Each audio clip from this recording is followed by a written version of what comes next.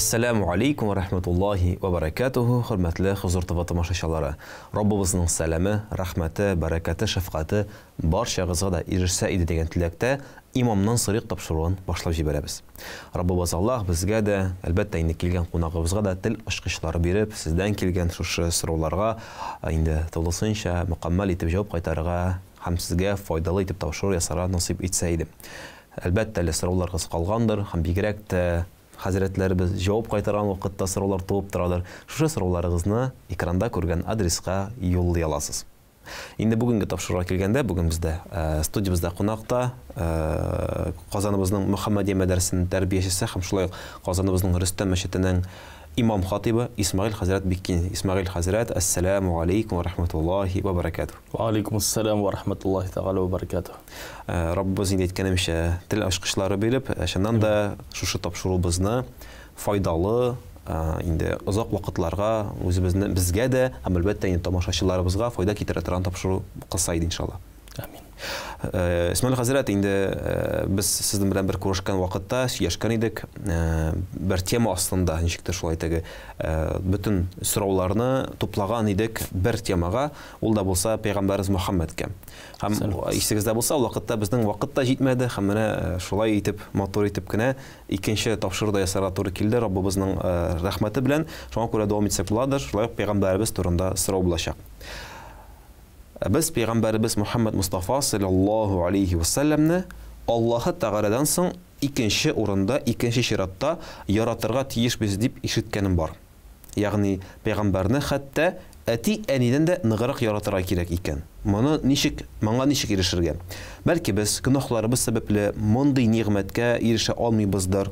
Kim degende Rasulullah sallallahu aleyhi ve sellem'ge muhabbetimizni nechik anlatırga dip so'rab berganlar bizga. Endi men de stöp kitesim kele, mana shu yaratuvni nechik anglab bo'la, nechik ko'rsatib bo'la shunda. Bismillah ve salatu ve selamu ala Rasulillah. Bar hadis qaysi beyli Peygamber sallallahu aleyhi ve sellem'ge hamda ana sahabasi Umarga. Qachon Peygamber sallallahu aleyhi ve sellem aytib qo'ya, bu dunyoda sizga eng yaqin hamda yaratilgan kishi bo'lar atish men deb aytib qo'yilg'ash. Hamda Umar bin Hattab ayta, bu dunyoda men eng birinchi yaratan o'zimni deb aytib qo'ya. Bu kishiga xos masalasida. Lekin Payg'ambar sallallohu alayhi vasallam angar xabar ayta, bu masalada iymonning to'liq bo'lmavina, ya'ni yurak senin kimge de olsa kubirek berilgenine, Peygamberden gayrı, imanın şu sebepten to'liq bo'lmay.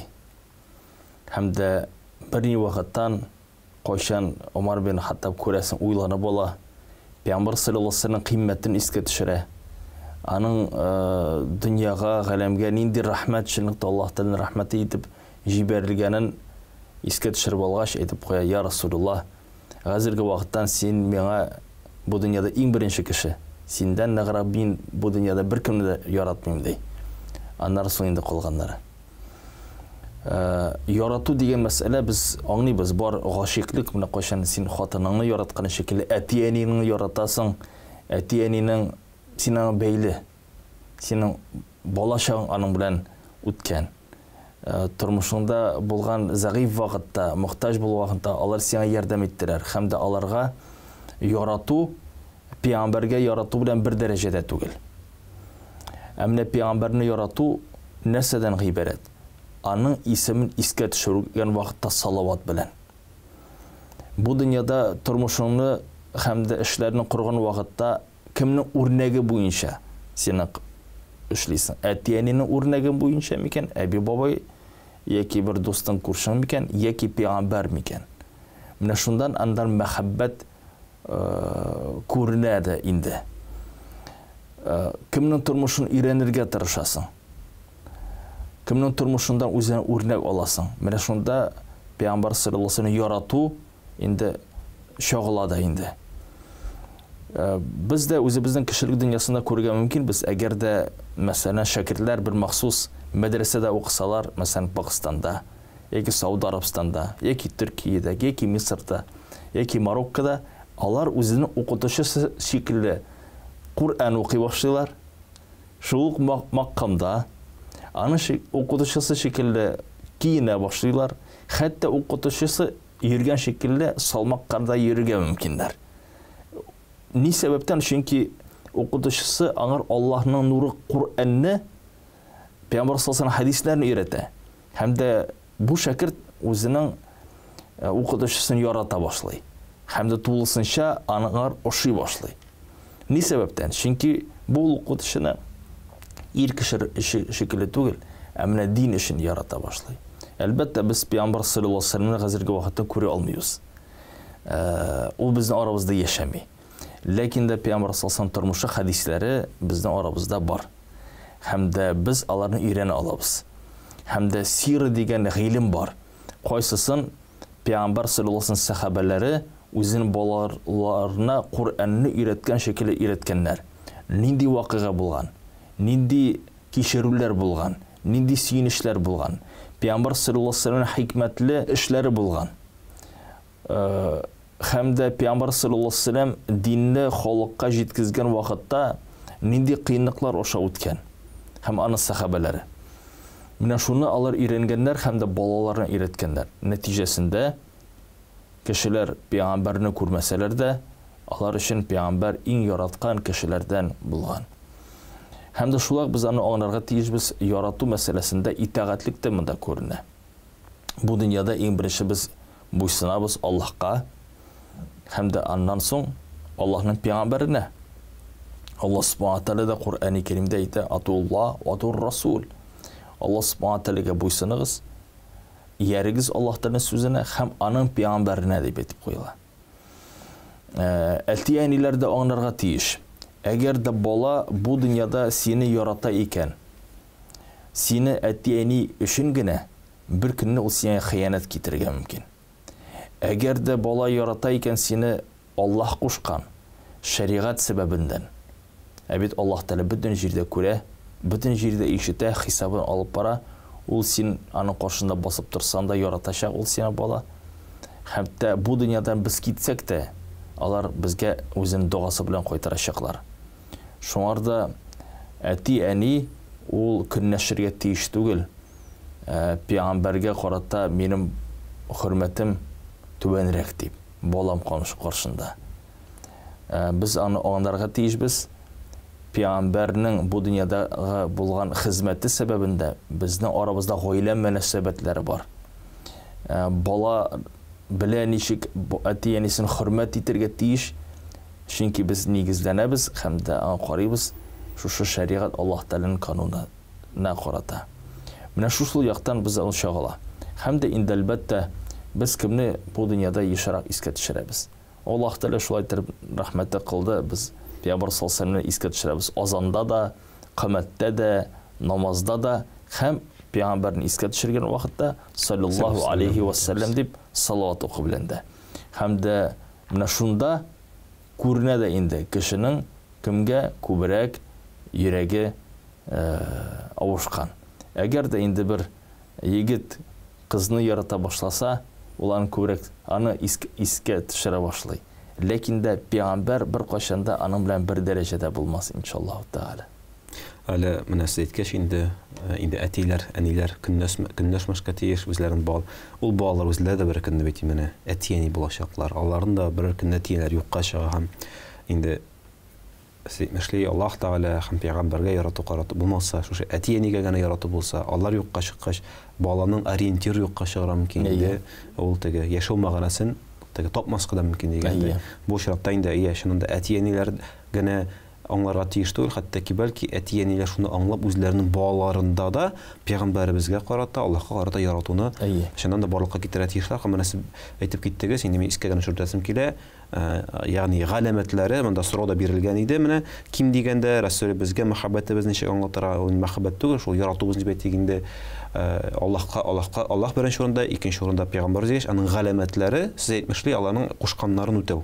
Yani Rabbimizin koşkanlarını ötəv, yalanlarını tıyılu, Peygamberimizin sünnetine iyeru, ol koşkan kengəşlərini ötəv, hem ol tıyğan nəbələrini tıyılu, bu indi yaratunun bir gələməti bulub tıra deyək. Şöyle anlamışa dürüz. İyi. Yaratunun şula gələmətindən bola təsbih qılğan vaxtda salavat bilən təsbih qılı. Məsələn, Subhanallah, Әлхамдулилля, Аллах акбар деген тәсбихләр бар. Бар тәсбихкә салаваттан каушы. Аллаһумма салли ва саллим аля набийин Мухаммад деген или Аллаһумма салли ва саллим аля набийин Мухаммад деген бір тәсбих белән 100 мәртәбә, 1000 мәртәбәдә тәсбих кылу. Яки намаз эшендәге булган салаватлыбызны тәсбих кылып йөрү. Шул ук вакытта куркып киткән вакытта шул вакытны Аллаһумма салли ва саллим аля набийин Мухаммад дип куябыз. Яки мусульманнар арасында бәхәс килеп чыга. Күргәнем бар, ничә гарәпләр бәхәсләшәләр. Алар бер-берсенә кычкыра: "Салли аля наби", пәйгамбәргә сәламыңны кайтар. Ягъни уларның сәламын әйтә, һәм дә шуны шәригатькә кайтарга чакыра. Пәйгамбәрнең үрнәгенә. Менә ул мәсьәләсен бит ничек? Пәйгамбәргә карата булган мәхәббәт кешеләрнең арасында бәхәсне һәм дә дошманлашуны туктата. Менә ул мәхәббәт мәсьәләсендә караган вакытта, ярату ягында, күңелгә якын булуында караганда. Һәм дә әлбәттә баш шулай мусульманнарның теге тасаввуф ягындан шундый әйтелик бер тәҗрибә, намаз укыган вакытта үз каршында мәсәлән пәйгамбәр һәм дә сахабалар белән бергәләп намаз укыган шикелле үзенә хис итү. Чөнки һәр вакытны үзеңне бит җыеп бетерә алмыйсың бит күңелдә. Күз каршында нәрсә булса күңел белән хис итәсе килә.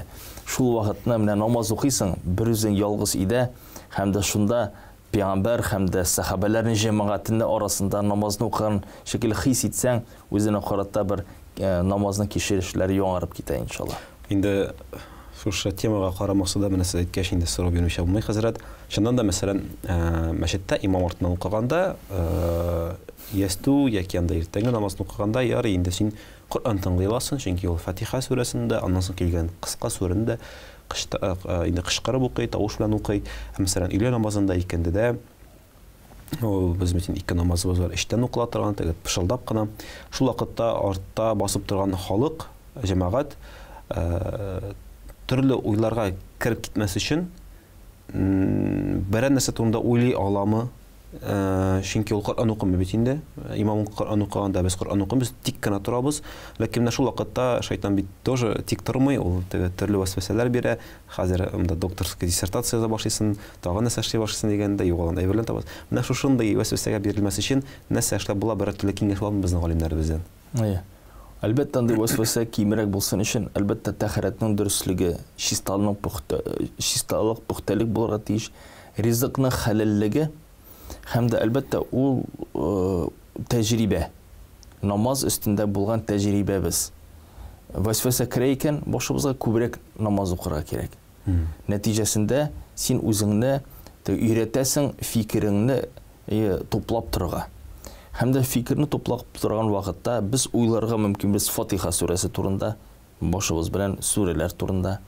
Һәм дә шулай яхшы гына бер үрнәк, кайчан син үзеңне хис итәсең сахабалар һәм дә пәйгамбәр арасында намаз укыганыңны.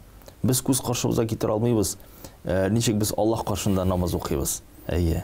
Үз Аллаһ Субхану тәгалә безгә карап торубызны да без аны күз каршыбызга китерә алмыйбыз. Ләкин дә менә җәмәгатьтә сахабалар белән бергәләп намаз укыганны, аны күз каршыбызга китерергә мөмкин иншаллаһу тәгалә. Әйе, әлбәттә без әле өйрәнсәк пәйгамбәр саллаллаһу алейһи ва вакыттан кешеләр ничек киенгәннәрен, әйе, ничек алар намаз укыганнарын без өйрәнсәк, нинди идәннәрдә басып торганнарын өйрәнсәк, әлбәттә безнең баш фикеребез аны күз каршына китерергә мөмкин иншаллаһу тәгалә. Менә шул пәйгамбәр үзенең булган бер хәлдә искәртәсез, саллаллаһу алейһи кемдә башына бер фикердә кертмичә намаз укый, мин аңа үзенең чапанын бүләк итәм дигән очрап бар бит әле теге. Кемнәр теге уйламады дигәч, берәү дә кулын күтәрми. Бөтенебез дә уйлап дигәч, син дә я Абу Бәкр белән булган очрап тиме? Мин уйлап куйдым шул, кайсы чапанын бирер икән дип менә шундый бер фикер керде дип. Инде шуннан да менә намаз темасы инде ул аерым бер шундый мәсьәлә, иншалла бәлки хәтта күтәребез. Менә сез әйттегез, пәйгамбәргә салават әйтү турында һәм сорау да шушындай ук безнең инде хөрмәтле тамашачылардан килеп бирешкән. Тарихи төрек сериалларында пәйгамбәрбез Мөхәммәд Мустафа саллаллаһу алейһи ва салламның исеме искә алынгач, моны ишеткән бөтен кеше саллаллаһу алейһи ва саллам дип кабатлый, кулларын йөрәк турысына куя һәм хәтта утырган җиреннән торып басалар. Безгә дә шулай эшләү хәерлеме? Менә бу теге тарихи төрек сериаллар ул бит бар, безнең дә бер кана тарих кебек кабул ителә дип әйтегез. Шунсын истә төшерергә кирәк түгел, ул сериалларны төшергән кешеләр алар кызганычка каршы артык дини кишилер түгелләр. Һәм дә аның геройлары да артык дини кеше түгел. Бәлки намаз укып алалардыр, бәлки 5 вакыт намаз укыйлардыр, ләкин дә мәдрәсә, институт, академия битергәннәр түгел. Хәтта бетерсәләр дә Пәйгамбәр саллаллаһу алейһи ва саллям вакытында ничек булган, яки менә ничек аны эшләргә кирәк, аны алар күз каршына китерә алмыйлар. Шул сәбәптән калган кинолар да кайсан сахабаларны сүрәтлиләр, яки Пәйгамбәр саллаллаһу алейһи ва саллям вакытында булган сирны сүрәтли торган кинолар еш кына мөселманнарның фикерләрен бутап җибәрә. Еш кына. Һәм дә кеше аны менә шулай булган дип, яки менә шулай ул дөрес дип, әле мин күрдем дияшәкләр. Күрдем. Менә фәлән җирдә менә ул бит тарихи бит инде кино дип әйтеп куячаклар алар. Шунлыктан Пәйгамбәр саллаллаһу алейһи ва саллям безне өстебездә бу куйды бер шундый әйтелек вазифа. Мен аны йөкләмә дип әйтмәс идем, вазифа. Пәйгамбәрнең исемен искә төшергән вакытта, Мухаммад дигән вакытта, аның исеменә салават әйтеп кую. Аллаһумма салли ва саллим аля набiyyin Мухаммад. Или саллаллаху алейхи ва саллям дип әйтеп кую. Кыскача. Һәм дә әйтмәгән шушы вакытта кулны түшкә кую, турып басу. Ул әйткән менә шушы салават турында. Һәм дә шуның әҗр савабын да кайтара. Аллаһ Тәала сезгә сәламын кайтара, ягъни шуның белән сезгә тормышыгызга бәрәкәт килә. Фәрештәләр сезгә сәламны китерәләр, һәм дә ничек аңлады, алар сезнең өчен истигъфар сорыйлар. Һәм дә Аллаһ Тәала миңа да җанымны кайтарып, сезгә сәламны кайтарачакмын дип әйтеп куя. Карагыз әле. Без аны күз каршыбызга китерлек түгел. Ләкин дә шушы салаватның дәрәҗәсе зур. Әгәр дә без карасак турып басу мәсьәләсендә, кинода ул матур, театр өчен матур. Кара әле Пәйгамбәрне шул хәтлек хөрмәт итәләр. Ләкин дә дөньяви практик ягыннан караганда, менә җомга вагазын сөйлисең, син әйтеп куясың Мухаммад саллаллаһу алейһи ва саллям һәм дә берничә кеше басып саллаллаһу алейһи ва саллям дип әйтеп куйсалар, утырдылар. Тагын да Мухаммад дип әйтеп куйсан саллаллаһу алейһи ва саллям. Тагын да турып басалар. Тәки бөтен зал турып басып утырып вагазны сөйләп булмаячак. Хәтта җомга вагазында кемдә булса текәлеп күзенә карап утырса, анда әйтәсе килгән сүздән онытыла.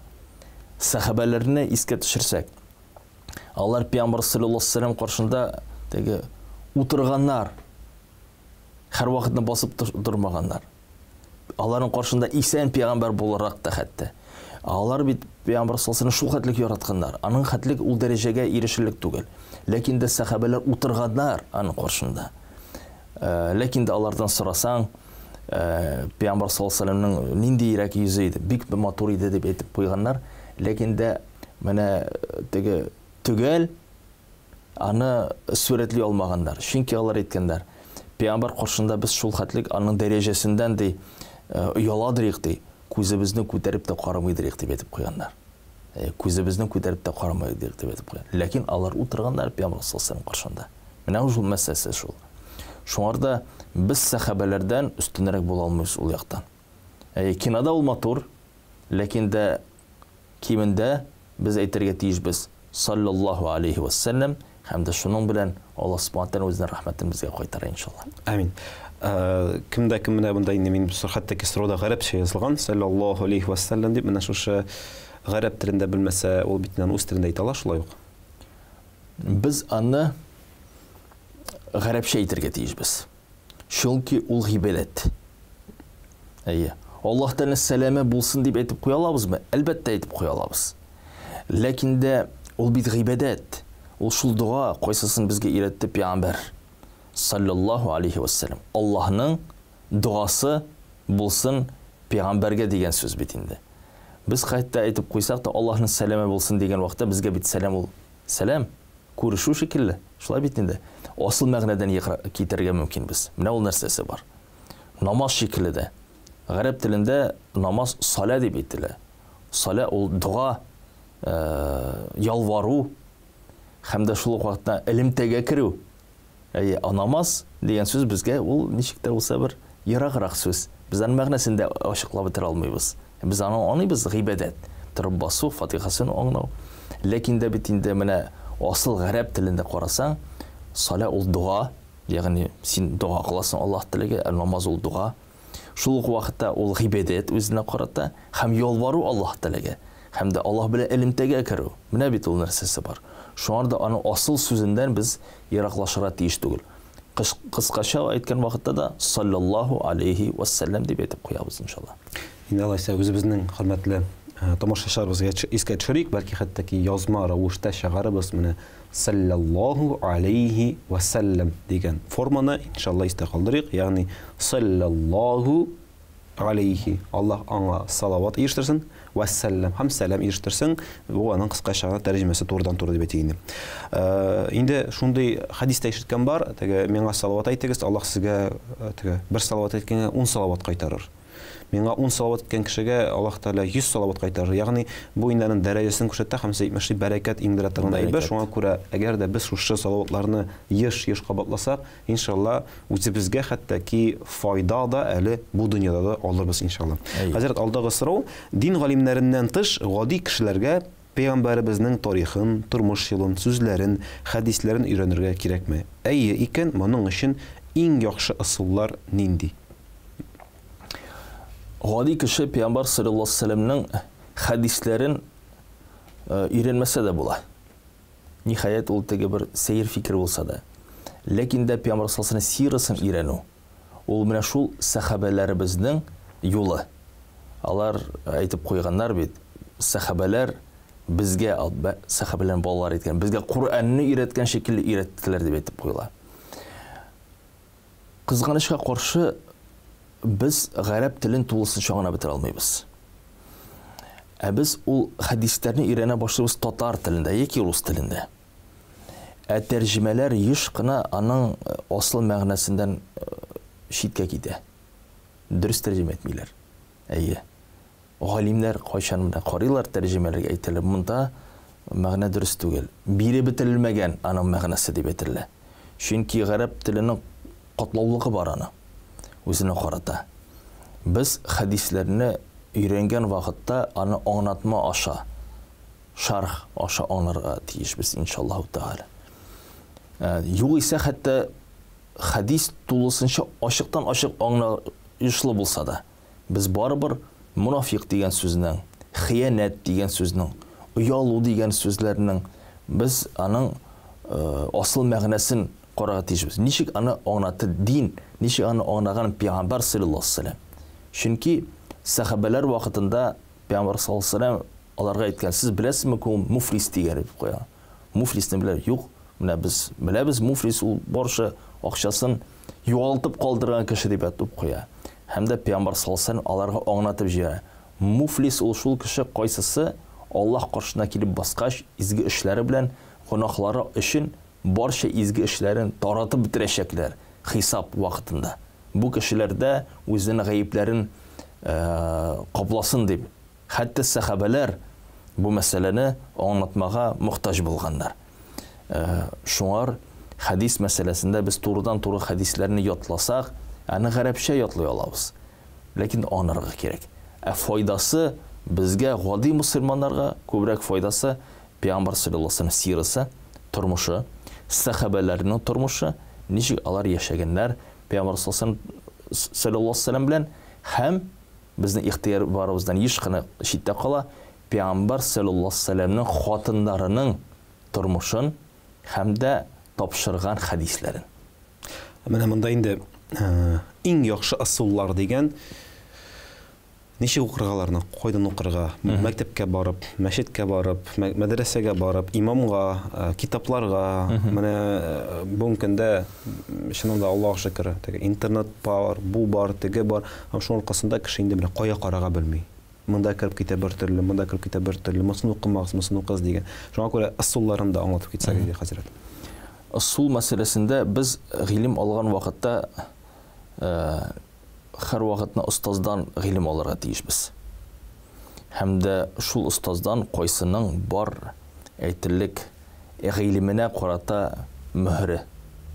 Без әйтәбез иҗаза. Андый кешеләр әс. Ләкин дә без таба алабыз шул остазларны кайсылар укыганнар мәдрәсәдә, институтта, академияда. Менә алардан гыйлем алсак, иншааллаһу тааля безнең гыйлемебез дөрес булачак. Үзлектән үйренген ғилім ул кешенең үзен аңлавындан узып китә. Һәм дә еш кына була анда хаталар. Чөнки элекке вакытта нинди булса бер китапны кешегә аңлатыр алдыннан, аның авторындан, китапны язучысындан имтихан биреп рөхсәт алганнар. Ярыймы бу китапны халыкка аңлатырга? Дөрес бу китапны кеше аңлый микән, юк микән? Гыйлемне һәм хадисләрне. Шуңар да иң беренчесе безнең остазыбыз булырга тиеш, һәм дә ул шул кеше кайсы мәдрәсәдә, институтта, ислам институтында, ислам академиясында белем алган.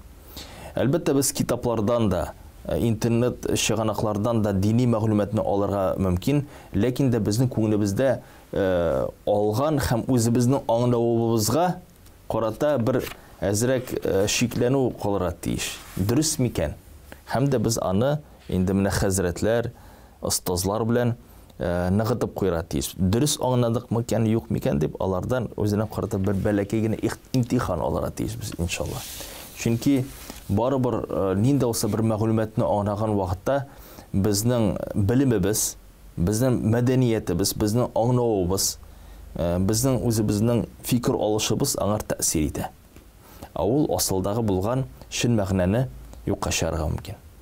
Ягъни инде бүтән мөһимлеген, инде әһәмиятен аңларга кирәк. Гыйлем алганда, я мәдрәсәдә, я шул мәдрәсәдә инде менә әйткән диплом алган гына хәзрәтләрдән, теге чылбыр дип әйтәбез бит инде, шул чылбыр дәвам итәргә тиеш. Үзең генә алсаң инде чылбыр өзелгән була. Әгәр дә инде гыйлем аласың икән, китап аласың, син аны мәгълүматкә караган шикелле. Асыл төпле белемгә шикелле түгел. Мәгълүмат җыясың, информация. Теге менә шуның буенча менә шулай яшәргә кирәк дигән нәтиҗәләр үзеңә чыгармыйсың. Чөнки күп кенә егетләр хадис җыентыклары китапларын укып, үзенең фикерләре аша уздырып, зур хаталарга ирештеләр. Алла сакласын. Шул. Инде хәзрәт, менә шундый кызыклы бер сорау. Пәйгамбәрбез Мөхәммәд Мустафа саллаллаһу алейхи ва саллямны төштә күрер өчен бер нәрсә, бер төрле гамәл эшләп буламы, дуа кылып буламы, намаз укып буламы, умумән пәйгамбәрне күреп буламы төштә һәм аны күрү өчен нәрсә эшләп була? Төрле галимнәр төрлечә бу мәсьәләдә киңәшләрен бирәләр. Ләкин дә гомумәләшеп әйткән вакытта шунысын әйтәсе килә. Иң беренчесе Пәйгамбәр саллаллаһу алейхи ва саллям тормышын өйрәнергә кирәк. Әгәр дә син аның белән яши башласаң көндәлегендә, шаят син аны төшендә дә күргән мөмкинсең иншалла. Икенчесе, әлбәттә Аллаһ Тәгаләдән дуа кылу. Һәм дә дуа кылган вакытта менә бүген дуа кылдым да төнлә Пәйгамбәр саллаллаһу алейхи ва саллям безгә төшеп безгә керде дигән сүз түгел. Чөнки Пәйгамбәр саллаллаһу алейхи ва саллям бит анда безнең теге баш миебезнең күләгәсе булмаячак, ул пәйгамбәр булачак.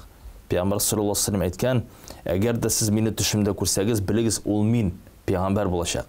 Минем рәвешкә шайтан кирмәс дип әйтелә. Ягъни Пәйгамбәр саллаллаһу алейхи ва саллям төшебездә күрсәк, ягъни ул безнең фикеребезнең күләгәсе түгел, шын пәйгамбәрне күргәнбез булабыз иншалла. Шуңарда Аллаһ Тәгаләдән дуа һәм дә кирәкле вакытта, менә безгә кирәкле вакытта Аллаһ Тәгалә шушы дуабызга карата җавабын кайтарачак һәм дә Пәйгамбәр саллаллаһу алейхи ва саллям безнең төшебездә күренәчәк иншалла. Чөнки бит Пәйгамбәр саллаллаһу алейхи ва саллям безгә анда әйтергә мөмкин яхшы сүзне дә һәм дә гынахыбызга карата тәнкыйтьне дә әйтергә мөмкин. Алла сакласын. Ул бит без яраткан шул хәтлек диннең җитәкчесе безгә тәнкыйть итеп куйса, бәлки күрмәүбез хәерлерәктер. Хәзерге сәгатьтә. Шуңар әзер булгач инде. Әзер, менә әзерлеккә килеп җиткәч, күңел белән, изге эшләребез белән шул вакытны Пәйгамбәр саллаллаһу алейхи ва саллям көләч йөзен күрсәк, ни хәтлек күргән булачак бит. Әлхәмдүлилләh. Бу икенчесе булды нәрсә? Дуа Аллаһ Тәгаләдән. Чөнки Мөхәммәд саллаллаһу алейхи ва саллямның Раббысы кем? Аллаһ. Өченчесе салаватлар. Салават әйткәнебезчә, ул шул дуа кайсысы Пәйгамбәр саллаллаһу алейхи ва саллямның сәламын кайтара безгә. Һәм дә ул сәлам кайтару Пәйгамбәрнең уянуы белән бер тиңдә булып тора. Біз аны көз қаршымызға кетіре алмайбыз. Нешік ол барзахи тұрмышта ол борлыққа келе. Бұл дүнияда миллиардлаған мұсылмандар бейт. Әрбірсі салават оқи, азанлар, намазлар оқыла. Әрбірсіні нешік үлгірі бітірерге мүмкін деп етіп қоябыз.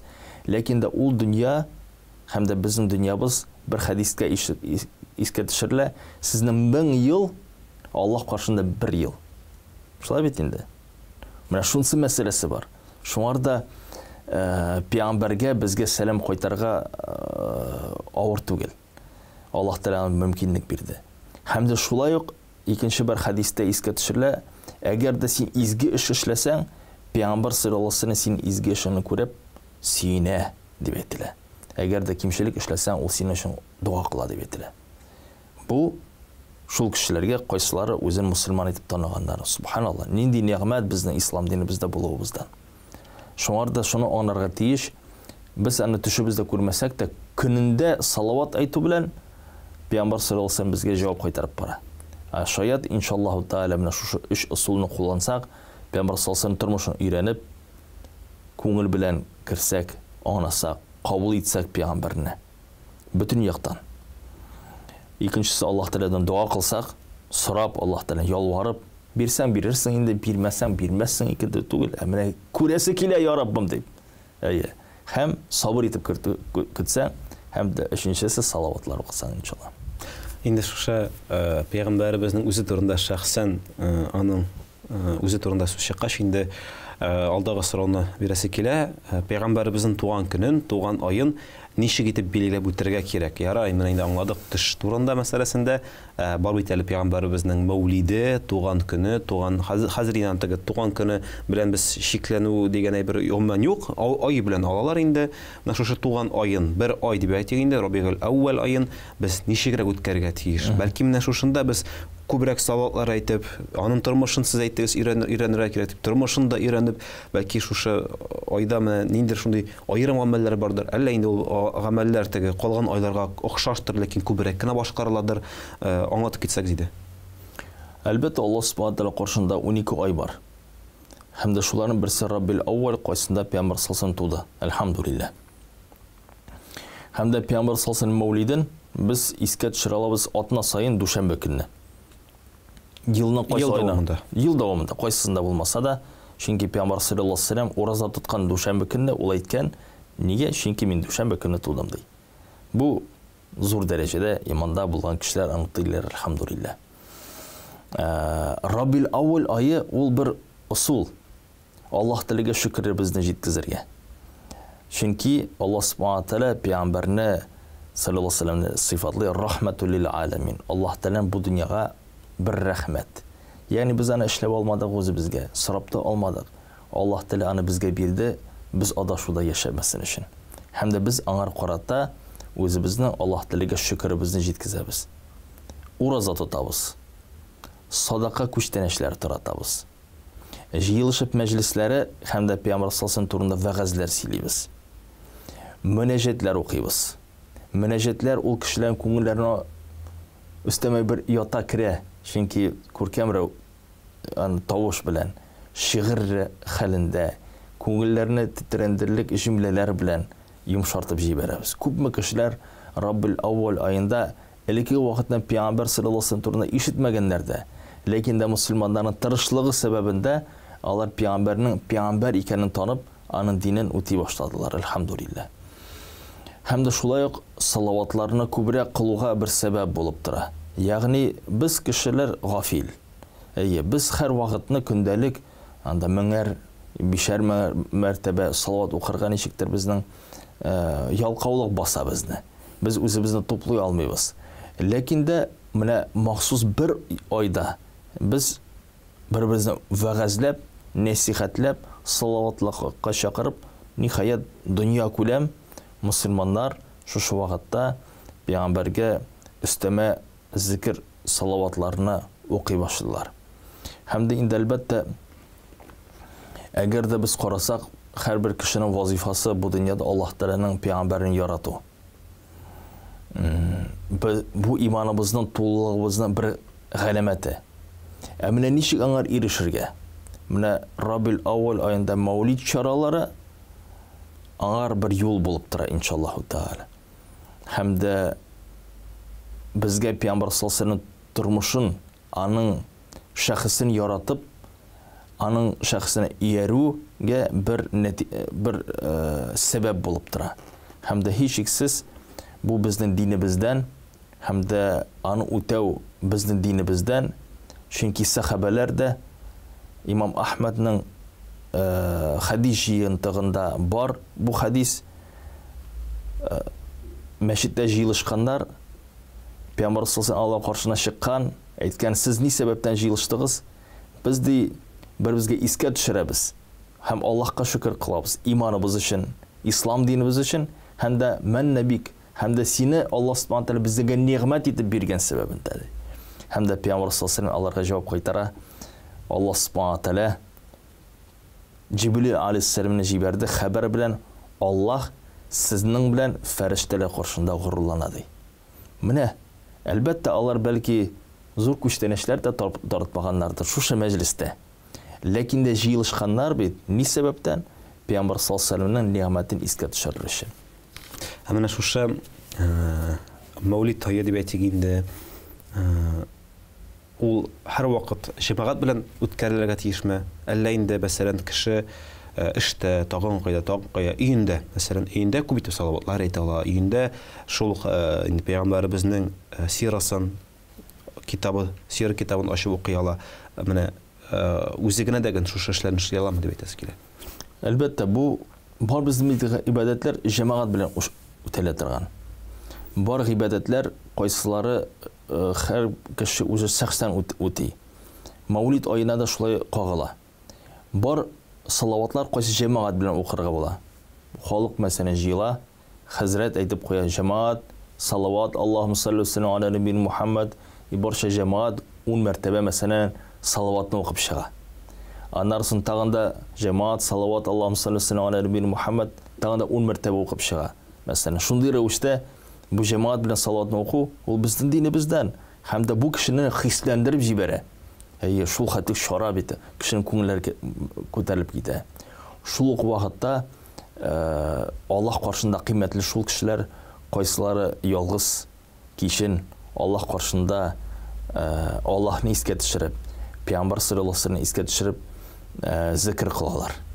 Пәйгамбәр саллаллаһу алейһи ва сәлләмнең сирасын укыйлар, мөнәҗәтләрне укыйлар, һәм дә шундан аларның күз яшьләре түгелә, һәм дә күңелләре йомшара. Бу кешеләр хәтта ничек хәдисләрдә сыйфатланыла, кыямәт көне Аллаһның гәрше күләгәсе астында булачаклар дип әйтелә. Менә бит ул нәрсәсе. Шуңар менә шушы Раббил Аввал айында җәмәгать белән үтә булсын микән? Шул ук вакытта шәхсән үзен үтә булсын микән? Ул бар, ул безнең динебездән. Хәтта хәзерге вакытта да безне сәхнәгә чыгып, мәсәлән, мөнәҗәт тапшыручы бар оста кардәшләребез, булган бул Пәйгамбәр саллаллаһу алейһи ва сәлләм вакытында. Булган Пәйгамбәр саллаллаһу алейһи ва сәлләм вакытында шундый шагыйрьләр, кайсы Пәйгамбәр исемендән шундый шигырьләрне җиткезә алганнар. Гарәп халкы аны шигырьләрен көтеп торган. Хәтта Пәйгамбәр саллаллаһу алейһи ва сәлләм шундый бер шагыйрьгә мәчет эчендә аерым минбар барлыкка китергән. Ул Пәйгамбәр һәм дә дин, ислам турында, Аллаһ турында шигырьләр халыкка җиткезсен дип. Чөнки алар бу җиткезгән сүз кешеләрнең йөрәкләренә үтеп керә, субханаллаһ. Инде ул вакытта шигырьләр бик шундый бер исми кебек булса, бүгенге көндә исми буларак без бар. Әлхәмдүлилләһ, шуңа күрә инде без менә сезнең сүзләрегезне шушы халыкка, үзебезгә берәр очракта җиткерәсе килә. Шуңа күрә инде ничек кенә булмасын, ни өчен мондый сүзләрне әйтеп киттем?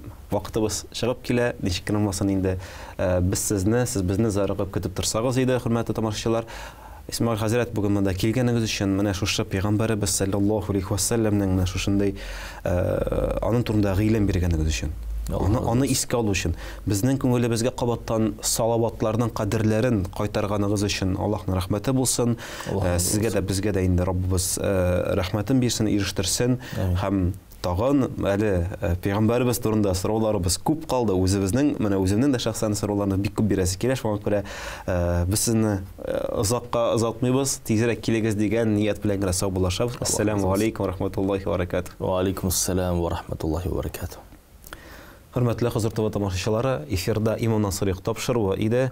Исегезгә төшәбез, бүген бездә кунакта Казаныбызның Мөхәммәдия мәдрәсәсенең тәрбиячесе һәм шулай ук инде Казаныбызның Рөстәм мәчетенең имам хатибы Исмәгыйль хәзрәт бик киңен иде. Аңа да, сезгә дә, һәм әлбәттә безгә дә Раббыбыз үзенең сәламен бирсен, бәрәкәтен бирсен. Сау булашабыз сезнең белән. Ассаламу алейкум ва рахматуллаһи ва баракатуһ.